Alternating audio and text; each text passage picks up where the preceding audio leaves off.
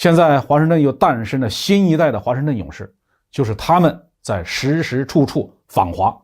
让局势滑向不可收拾的地步。各位网友大家好，我是包明。这期话题我们说的是外媒警告说新一代的华盛顿勇士决心阻止中国。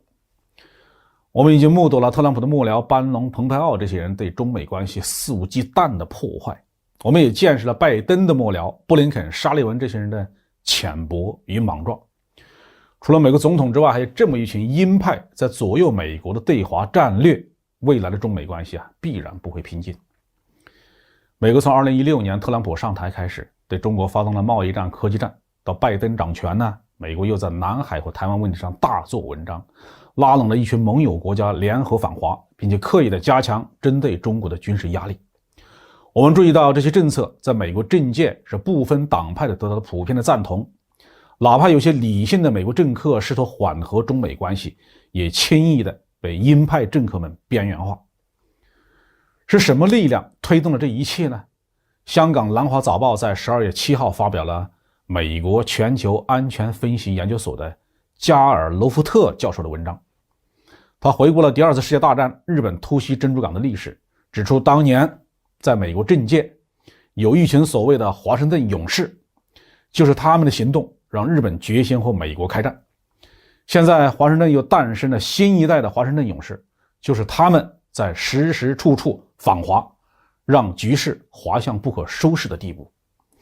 美国历史界普遍认为逼迫着当年日本选择对美国开战的主要原因之一，就是美国完全禁运的石油。当时日本战争机器消耗了大部分石油来自美国，包括从1937年开始大规模侵华之后所使用的石油资源。和很多人的想法不同，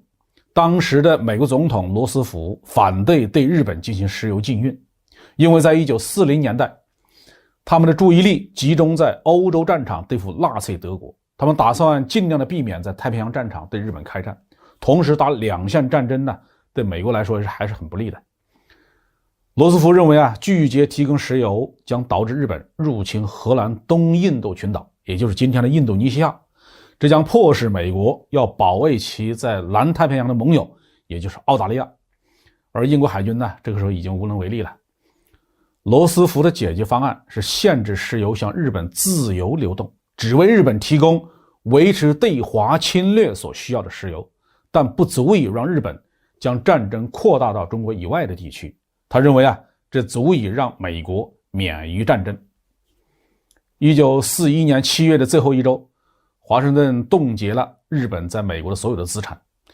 美国国务院授权决定日本可以购买多少石油。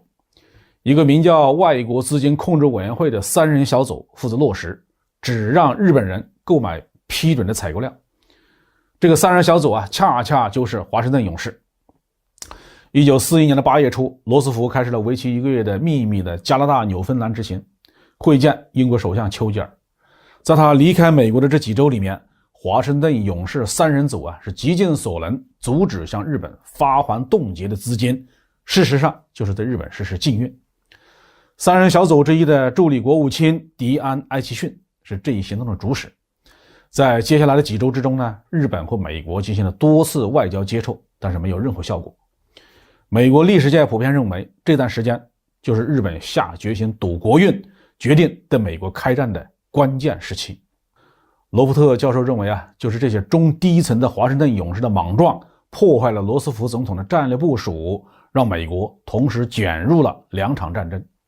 这些鹰派官僚在之后还导致了越南战争和第2次入侵伊拉克的战争。